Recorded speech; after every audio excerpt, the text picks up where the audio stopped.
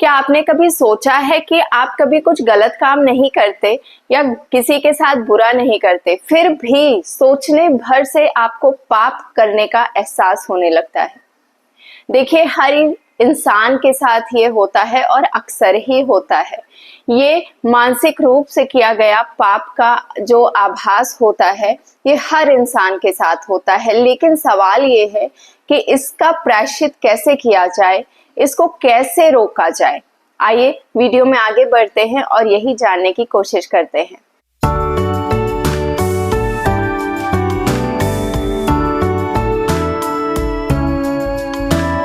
देखिए, वीडियो में आगे बढ़ने से पहले मैं आप सबको ये स्पष्ट करना चाहती हूँ कि मनुष्य जो भी पाप या पुण्य करता है वो दो प्रकार से करता है। एक तो शारीरिक क्रिया के द्वारा और दूसरा मानसिक क्रिया के द्वारा। तो बहुत सारे लोगों का ये सवाल होता है कि शरीर के द्वारा अगर पाप हो जाए तो उसका प्रायश्चित तो मनुष्य कर सकता है, पर मन के द्वारा जो पाप किया गया हो उसका क्या प्रायश्चित है और कैसे इसको किया जाता है। तो पहले तो आप ये जानिए कि ये जो मानसिक पाप होते हैं, ठीक है, ये क्यों होते हैं और कैसे जाने कि ये मानसिक पाप है और हमसे हो गया है। जो सात्विक मन होता है, यानी कि शुद्ध और निर्मल मन जो होता है, वो हमेशा ही भगवत चिंतन में रहता है। और मान लीजिए भगवत चिंतन में नहीं भी है तो बहुत निर्मल होता है, बहुत शुद्ध होता है, उसमें उदारता भरी होती है। जैसे कि लोगों का भला सोचना या फिर लोगों के लिए दया रखना या किसी को देखकर भी उसके लिए भलाई की भावना आ जाना, या जो भी विचार किसी को देखकर मन में आता है और वो उचित होता है, मतलब सामने वाले की भलाई उसमें निहित होती है, तो वो सात्विक विचार होते हैं। और ज्यादातर जो मन भजन मार्ग में लगा होता है, मतलब कि ऐसे ही जो उदार मन वाले होते हैं ये भजन मार्ग में ही निहित होते हैं। लेकिन कुछ ऐसे भी होते हैं जो पूरी तरह से, जिनका मन हमेशा ही चिंतन में लगा होता है, हर वक्त ईश्वर को सोचता है। तो इस तरह का जो मन होता है, जो हमेशा शुद्ध विचार रखता है, वो सात्विक कहा जाता है। पर जो मन हमेशा लोभ, लालसा, किसी का लालच, किसी को देखकर कंपटीशन की भावना मन में आ जाती है, तो इस तरह के जो विचार आते हैं मन में, जो मन इस तरह की सोच रखता है, अक्सर वो मन मलिन हो जाता है। अब कैसे हो जाता है, देखिए मैं बताती हूँ कि आपका जो मन है वो हमेशा सोच रहा है कि सामने वाला कैसे मुझसे ज्यादा अमीर है, कैसे उसके पास पैसा आ गया। आपका दिमाग हमेशा तिकड़म इसी चीज में चलता है कि कैसे मुझसे कोई आगे निकल गया, कैसे उसने कुछ अच्छा कर लिया लाइफ में, उसने कैसे अचीव कर लिया, मैंने नहीं कर पाया, या फिर मुझे ये चाहिए, मुझे वो चाहिए। हमेशा गलत आदतों की तरफ जो प्रवृत्ति होती है, जो मन भटकाता रहता है, ऐसा ही मन एक टाइम आता है जब उसमें कामना उठती है। ठीक है, कामना में वो उत्तेजना की बात नहीं कर रही हूँ, लेकिन वो भी इसमें शामिल है। ठीक है, तो हर तरह के विचार मन आपको दिखाता है और भटकाने की कोशिश करता है। ये एक तरह का जाल आपके लिए बुनता है, पर आप इस जाल को काट नहीं पाते। क्यों? क्योंकि आप भगवत प्राप्ति का चिंतन नहीं करते और आप प्रयास ही नहीं करते, है ना। क्योंकि प्रयास करेंगे तो मन वैसा करेगा, करने पे मजबूर होगा, पर आप प्रयासरत नहीं हो तो क्या होता है, मन अपना खेल खेल रहा होता है और आप उस खेल में फंसते चले जाते हो। तो एक टाइम पे ये जो सोचता है, इसकी शक्ति इतनी है कि ये आपसे वो करवा लेता है। ठीक है, तो ऐसा ही मन मलिनता का शिकार होता है कि आप क्रिया द्वारा तो नहीं कुछ कर रहे हो गलत, लेकिन आपके दिमाग में हमेशा ही दूसरों के प्रति गलत भावना, दूसरों से हिंसा की भावना, लड़ाई मार की भावना, कंपटीशन की भावना, ईर्ष्या द्वेष की भावना, कामनावश किसी से जो चीज शारीरिक रूप से आप नहीं करते हो वो चीज मानसिक रूप में आप सोच लेते हो। और कभी कभी ऐसा हो जाता है कि जब मन आउट ऑफ कंट्रोल हो जाता है ना, आप इस पर से कंट्रोल खो देते हो, तो ये अपनी सीमाएं तोड़ देता है। ये उनके लिए भी गलत भावना रखने लगता है जो आदरणीय होते हैं। यानी कि कभी कभी मुझे मेरे कमेंट्स में ये सुनने को भी मिलता है, पढ़ने को भी मिलता है कि कभी कभी ईश्वर के लिए भी गलत भावना आ जाती है ना। तो ये ठीक वैसा ही है कि आपका मन मलिन हो चुका होता है। ईश्वर आदरणीय है, ईश्वर सर्वशक्तिमान है, उनके लिए ऐसी भावना आना से का सिर्फ एक ही मतलब है कि आपका मन बहुत मलिनता का स्तर पार कर चुका है। ठीक है, तो ऐसे कार्य वो करता है, और कभी कभी जब आप इस पर कंट्रोल नहीं करते, रोक नहीं लगाते, तो ये इतना सर्वशक्तिमान है कि आपसे जो सोच रहा है ना, वो करवाने की पूर्ण सक्षमता रखता है, आपसे करवा लेता है वो काम। तो आपका वो जो मन का क्रिया है वो शारीरिक क्रिया द्वारा हो जाता है और पाप में परिवर्तित हो जाता है। लेकिन अब यहाँ पर एक बात मैं कहना चाहूंगी कि कलयुग में, ये कलयुग का प्रताप है, या तो फिर आप कह लीजिए कि कलयुग में ये विधान बनाया गया है कि कलयुग में कोई भी पाप अगर आप मन के द्वारा करते हो तो वो काउंट नहीं होता है। मतलब वो पाप में लिखा नहीं जाता है, पाप कर्म में, कि आपने पाप किया, तब तक नहीं लिखा जाता है जब तक आप वो पाप शरीर द्वारा कर ना दो। मैं आपको एक उदाहरण के तौर पर समझाने का प्रयास करती हूँ कि जैसे आपने सोचा कि आप किसी को लूट लो, है ना, आपके दिमाग में सिर्फ ये सोच आई, पाप कर्म हो गया क्योंकि आपने यहां से सोच लिया। लेकिन वो पाप कर्म में तब तक नहीं लिखा जाएगा जब तक आप उस इंसान को या उस पर्टिकुलर चीज को, धन को लूट ना लो, है ना। आप जाओ और उसको एक्शन में बदल ना दो अपने विचारों को, तब तक वो पाप कर्म नहीं हुआ। आपने सिर्फ मानसिक रूप से सोचा लेकिन आपने किया नहीं, तो क्या होता है कि वो पाप कर्म में काउंट नहीं होता है। लेकिन वहीं पर कलयुग में ये सबसे इजी भी है कि आप पुण्य के स्तर पर अगर देखें तो आप अगर किसी का भला सोच लेते हो, ठीक है, लेकिन वो भला करते नहीं हो, तो भी वो जो पुण्य आपने सोचा, अच्छाई जो आपने किसी के बारे में सोची, वो आपके पुण्य कर्म में लिख दी जाती है, वो काउंट हो जाती है। सोचिए ईश्वर का ये विधान कितना दयालु है और कितना प्रॉफिटेबल है आज के टाइम में हर एक मनुष्यों के लिए। वो सिर्फ इसलिए कि ईश्वर सिर्फ यही चाहते हैं कि हर एक मनुष्य थोड़े थोड़े चाह भी रखकर वो ईश्वर की प्राप्ति कर सके, मोक्ष की प्राप्ति कर सके। पर ये मनुष्य का दुर्भाग्य है कि वो सब कुछ विधि के विधान द्वारा बनाया गया है, निर्मित किया गया है उसकी भलाई के लिए, पर मनुष्य वो सोच समझ कर भी कर नहीं पाता है। मैं आपको बता दूं कि ये विधान बनाया भी क्यों गया है। देखिए, ये विधान इसलिए बनाया गया है, प्रकृति द्वारा निर्मित है, ईश्वर द्वारा निर्मित है, आप जो भी कह लीजिए, वो सिर्फ और सिर्फ इसलिए निर्मित है क्योंकि ये कलयुग है। कलयुग में बाकी तीनों युगों की अपेक्षा में पाप अधिक मात्रा में होगा और होता है। जितना नीचे स्तर पर गिरकर पाप सतयुग, त्रेता युग और द्वापर युग में नहीं किया गया, उतने से भी कहीं ज्यादा नीचे गिरकर मनुष्यता की स्तर पार करके पाप इस कलयुग में किया जाना है। ठीक है, ये है, लिखा हुआ है और ये होगा। और ये जो अभी का समय है, जो अभी इतना सब कुछ खराब हुआ पड़ा है माहौल बाहर का, उससे भी कहीं ज्यादा हम लोग शायद नहीं भी रहेंगे, ठीक है, तब भी अपने एकदम कलयुगी स्तर पर गिर चुका होगा ये, और तभी जाकर ईश्वर के अवतार लेने की मतलब समय आएगा। ठीक है, लेकिन ऐसा इसलिए विधान बनाया गया है क्योंकि ये पहले से तय है, हर मनुष्य अपनी मनुष्यता के स्तर से गिरेगा, लेकिन उसको ये चांस दिया जाना चाहिए कि उसका पाप कर्म इतना भारी ना हो जाए कि उसकी दुर्गति निश्चित हो। ठीक है, क्यों ऐसा? इसलिए क्योंकि मनुष्य जो कर्म पाप का शरीर के द्वारा करता है सिर्फ वही काउंट किया जाएगा। क्योंकि मानसिक स्तर पर अगर काउंट किया जाने लगा तो मानसिक स्तर पर इतने पाप मनुष्य करता है ना कि उसका कोई क्षमा है ही नहीं, उसकी माफी हो ही नहीं सकती।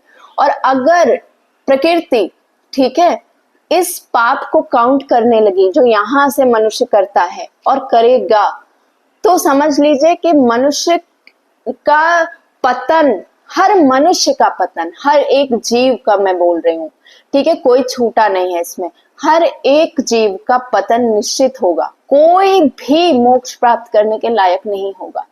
इसीलिए ये विधान बनाया गया है कलयुग में कि आपका पुण्य कर्म सिर्फ यहां से सोचने पर ही फलित हो जाएगा, वो काउंट हो जाएगा, सोचिए। पर यहां से सोचने पर जो पाप कर्म है वो काउंट नहीं होगा, क्योंकि मनुष्य पाप कर्म तो अनगिनत कर डालेगा, फिर तो दुर्गति ही दुर्गति है, पतन ही पतन है, किसी मनुष्य का उद्धार होने से नहीं रहा। लेकिन चांस यहाँ पर दिया गया है कि आप पुण्य यहां से सोच लोगे, किसी की भलाई सोच लोगे। मान लो अगर आप बस कोई ठंड में ठिठुर रहा है, आप देने के लायक नहीं हो एक कंबल, लेकिन आपके मन में ये विचार आ गया उसको देख के कि हे प्रभु, काश मैं इसको एक कंबल दे सकता, इसको ठंड से बचा लो, कैसे भी बच जाए, कैसे भी इसको थोड़ी सी गर्मी से राहत मिले। आपके मन में बस ये भाव आ जाए ना, तो ये जो भाव है आपका, यही पुण्य कर्म में परिवर्तित हो जाएगा। पर अगर यहीं पर आप अगर ये सोच लो कि अरे ये तो ठंड से ठिठुर रहा, मर जाता तो ठीक होता है ना, यार हटाओ इसको सामने से, क्यों आ गया ये, चलो चलो यहाँ से हटो, ऐसा वाला भाव आ गया, तो ये पाप कर्म आपका है, ये फलित नहीं होगा। जब तक आप उसके पास जाकर उसको दो चाटा न मारो या फिर उसको खुद से भगाओ नहीं, मतलब एक्शन में अपने विचार को ना कन्वर्ट कर दो, तब तक वो चीज फलित नहीं होगा। तो यहाँ पर ये चीज बहुत अच्छी कलयुग में बताई गई है। तो मेरे हिसाब से कलयुग में दो चीजें बहुत मायने रखती हैं और हर इंसान को इसका मतलब समझकर अपने उद्धार की चेष्टा करनी चाहिए।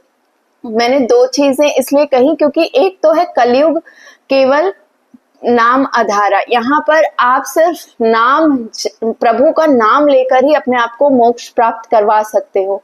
दूसरा ये कि कलयुग में पाप कर्म आपका मानसिक रूप से हो तो वो फलित नहीं होता है, लेकिन पुण्य कर्म आपने यहाँ पर सोच लिया तो इसका मतलब माना जाता है कि आपने वो पुण्य कर्म कर दिया, ठीक है, वो काउंट हो जाता है।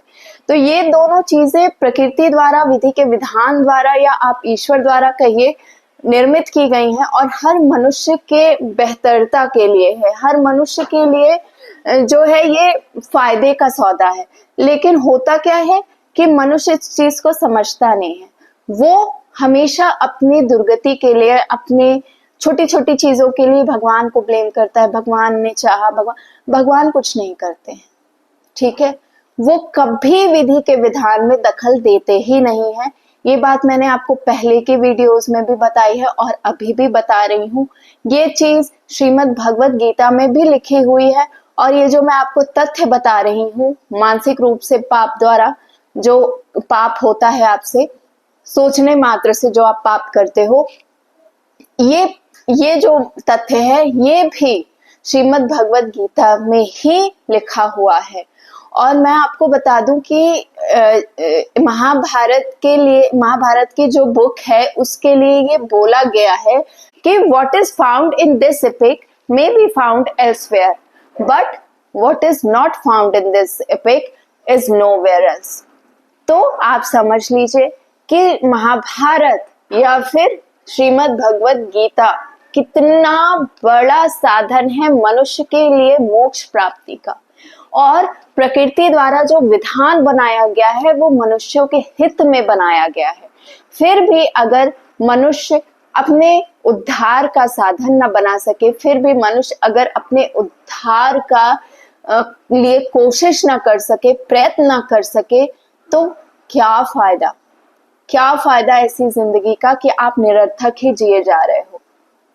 और रही उपाय की बात कि आपका ये जो विचार है, पाप जो कर्म है, इसका विचार जो आता है मन में, इसको रोकना बहुत जरूरी है।